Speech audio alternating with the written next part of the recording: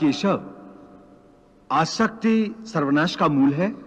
हाँ अर्जुन, इसलिए तुम्हें निरासक्त होने को कह रहा हूं, स्थित प्रज्ञ होने को कह रहा हूं, क्योंकि स्थित प्रज्ञ की स्थिति निष्काम कर्मयोग की चरमावस्था है। हे केशव, कृपया स्थित प्रज्ञ का कोई स्पष्ट उदाहरण देकर समझाओ। हे अर्जुन, विशाल और अथाह सागर का स्वभाव स्थित प्रज्ञ मनुष्य की भांति ही होता है। नदी में यदि अधिक पानी आ जाए तो उस नदी में बाढ़ आ जाती है। उसकी तूफानी लहरें किनारों को तोड़कर चारों ओर तबाही मचा देती है। यह हाल एक क्षुद्र मन वाले व्यक्ति का होता है।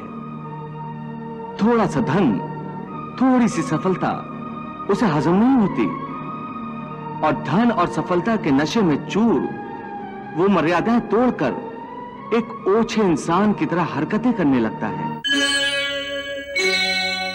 हे अर्जुन, जो भोग विलास का भक्त होता है वो परमात्मा का भक्त कैसे हो सकता है? ऐसे मनुष्य जो बाहर से भक्ति का प्रदर्शन करते हैं परंतु मन से विषयों के चिंतन और उनकी आसक्ति में लीन रहते हैं, वो भक्ति का केवल ढोंग करते हैं।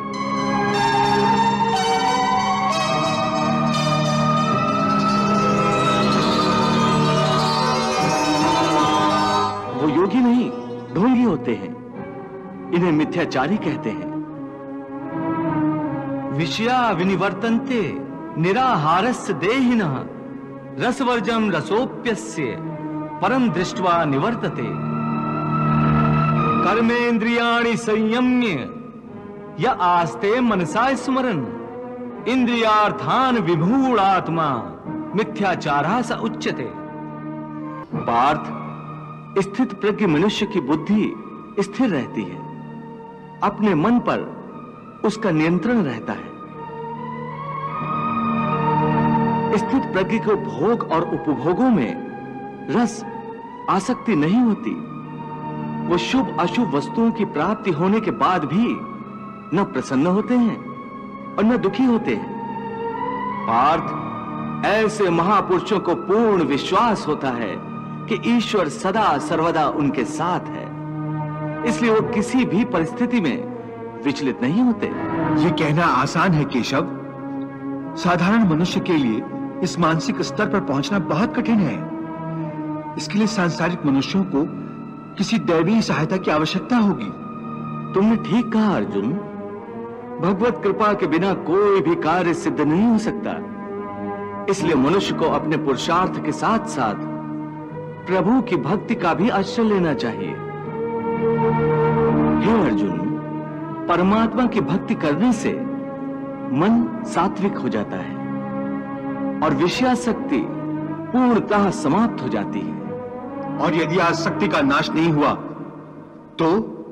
आसक्ति का नाश नहीं हुआ तो मनुष्य का सर्वनाश हो जाता है। सर्वनाश? हाँ पार्थ, सर्वनाश। हे अर्जुन, आसक्ति के मारे हर मनुष्य किसी भी विषय के आकर्षण और मोह में फंसकर सोते जागते निरंतर उसी का चिंतन करते रहते हैं।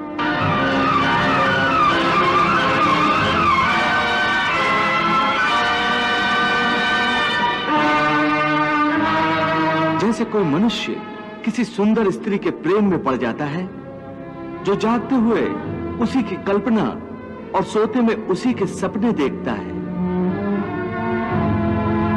इस प्रकार निरंतर चिंतन से आसक्ति की नींव पर काम की भावना उभरने लगती है।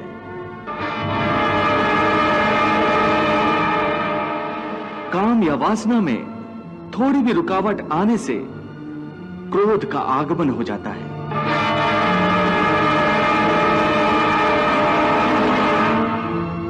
जहां क्रोध है वहां सम्मोह अथवा अविचार अथवा अविवेक भी है।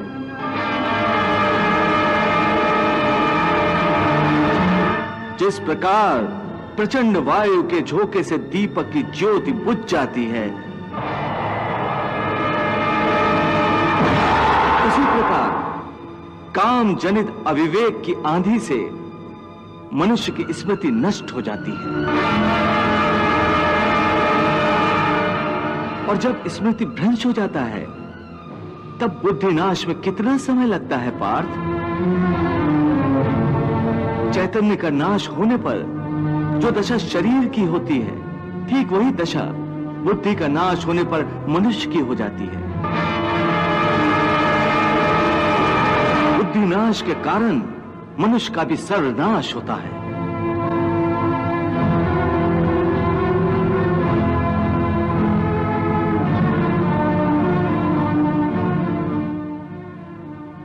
ध्यायतो विषयान् पुंसः संगस्तेषु उपजायते संगात संजायते कामः कामात् क्रोधा अभिजायते क्रोधात् भवति सम्मोहः सम्मोहात् स्मृति विभ्रमः स्मृति भ्रंशात् बुद्धिनाशो बुद्धिनाशात् प्रणश्यति। वाह, कितनी महत्वपूर्ण बात कही है प्रभु ने। इसका अर्थ केशव, आसक्ति सर्वनाश का मूल है।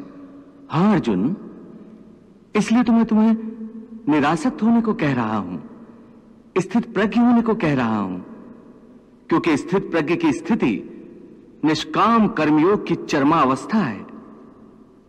हे केशव, कृपया स्थित प्रज्ञ का कोई स्पष्ट उदाहरण देकर समझाओ।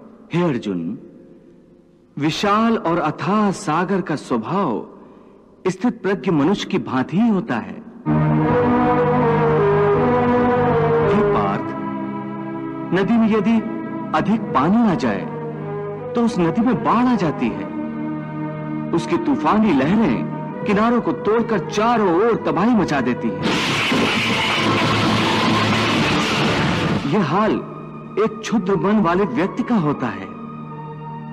थोड़ा सा धन, थोड़ी सी सफलता उसे हजम नहीं होती और धन और सफलता के नशे में चूर वो मर्यादाएं तोड़कर एक ओछे इंसान की तरह हरकतें करने लगता है।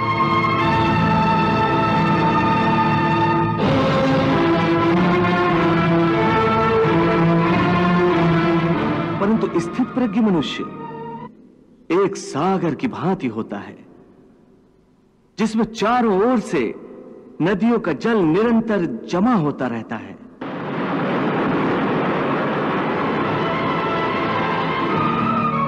परंतु सागर उसी प्रकार शांत रहता है। नदियों का जल उसकी गहराई में गुम हो जाता है और सागर कभी अपने किनारे नहीं तोड़ता। उसके अंदर जल का स्तर वही रहता है। यही स्थित प्रज्ञ की अवस्था होती है। इसी तरह सब प्रकार के भोग स्थित प्रज्ञ मनुष्य में किसी भी प्रकार का विकार उत्पन्न करने में असमर्थ होकर उसी में समा जाते हैं।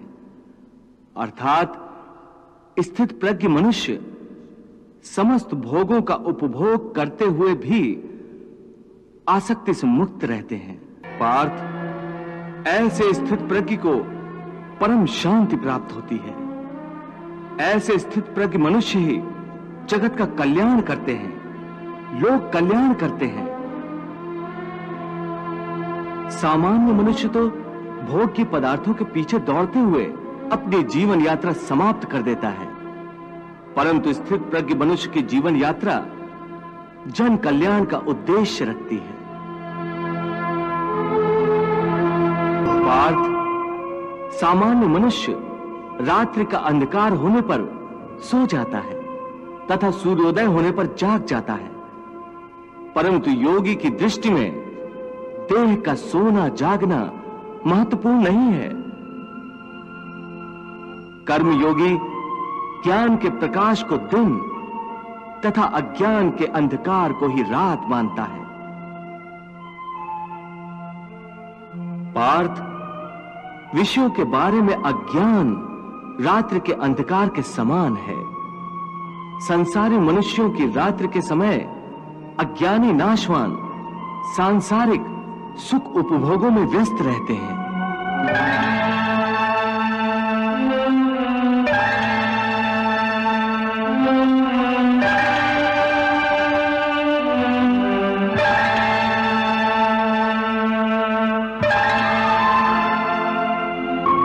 ज्ञानी और योगी जागते हैं और परमात्मा का चिंतन करते हैं।